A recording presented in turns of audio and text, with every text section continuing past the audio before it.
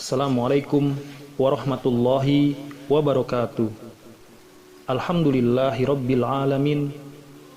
Allahumma sholli ala nabiyyina Muhammadin wa ala alihi wa sahbihi ajmain. Untukmu yang kehilangan arah serta bertambah lelah, bersemangatlah, mintalah pertolongan hanya kepada Allah. Bagiku dalam dunia pendakian, tidaklah ada kata senior atau junior.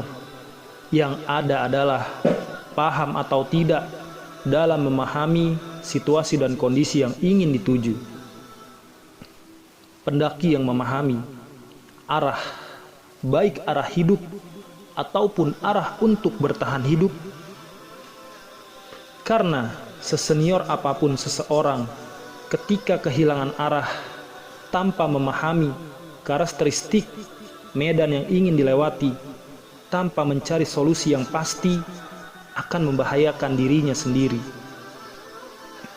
Ada hal yang paling penting harus diingat ketika sedang tersesat dimanapun, baik di dunia maupun di akhirat.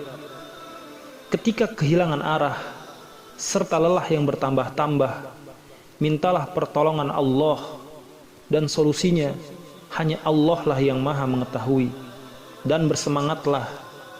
Hal tersebut sebagaimana sabda Rasulullah SAW, Al-mu'minun qawi wa ahabbu ilallah minal mu'minun do'ib. Seorang mukmin yang kuat lebih baik dan lebih Allah cintai daripada seorang mukmin yang lemah, dan masing-masing berada dalam kebaikan. Bersungguh-sungguhlah pada perkara-perkara yang bermanfaat bagimu.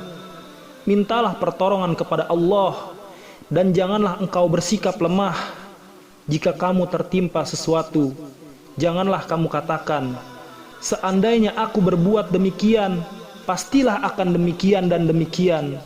Akan tetapi, katakanlah, qadarullah wa masyafa'ala. Allah telah mentakdirkan hal ini, dan apa yang dikehendakinya pasti akan terjadi. Sesungguhnya perkataan seandainya membuka pintu perbuatan syaitan. Hadis riwayat Ahmad dan hadis riwayat Muslim. Lalu setelah engkau meminta pertolongan dan solusi kepada Allah Subhanahu wa ta'ala, maka berikhtiarlah, berpikirlah, periksa kembali apakah dirimu memiliki teknologi untuk menentukan arah, seperti halnya kompas atau aplikasi untuk menentukan arah kemanapun. Jika tidak, tetaplah tenang sambil melakukan berpikir dan berpikir kembali. Adapun hal jika engkau tidak memiliki teknologi, yang pertama bisa engkau lakukan adalah mengikuti jejak kaki. Biasanya rumput atau tanah yang terinjak sepatu gunung menyisakan jejak. Jejak tersebut bisa sebagai penunjuk arah untuk dirimu. Jika jejak arah tersebut mengarah ke suatu tempat yang pernah engkau lewati, maka ikutilah. Jika tidak, maka berpikirlah kembali, jangan tergesa-gesa. Yang kedua, melihat sampah di tanah atau tanda-tanda yang ada di pohon.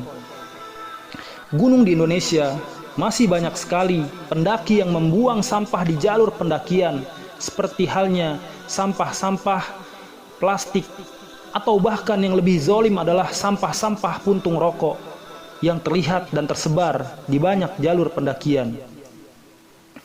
Yang ketiga, pergilah menuju puncak gunung jika dirimu masih sangat kuat dan bisa bertahan hidup. Kenapa harus ke puncak gunung? Puncak gunung memiliki luas permukaan yang lebih sempit jika dibandingkan dengan bagian gunung lainnya. Dengan tempat yang lebih sempit, sangat memungkinkan ditemukan oleh tim lebih sangat besar.